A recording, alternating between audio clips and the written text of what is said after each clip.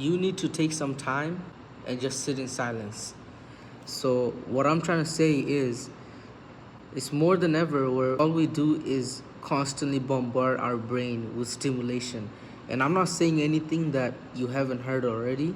You do know about how, dopamine receptors, how now there's a term for it with brain rot. Like brain rot literally sums it all up basically, which is the fact that is we're literally frying our brains at every moment. So I wanted to take a moment and think back to when you were like literally 4 years old, 6 years old, that age gap.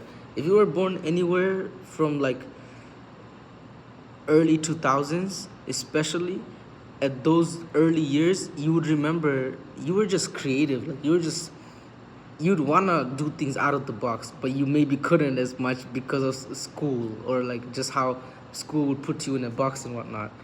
But as you got older, now even if you can do the creative thing, you just don't do it anymore. Now that you have more of a free will and free, like you're free to do anything, now you may find yourself just not doing it, even though you can.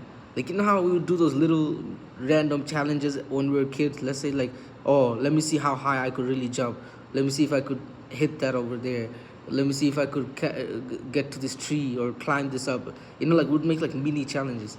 But as we get older, we just stop doing it, even though we should be able to do it even more now. Like we should be able to, we should be more capable in those ways, but we just don't do it anymore because our mind just doesn't have that kind of urge anymore. Our mind doesn't let us do like even go there anymore, and that is because we don't stay in our own company for like even more than 30 seconds. Forget about like a minute. We're always trying to stimulate our brain with one thing or another.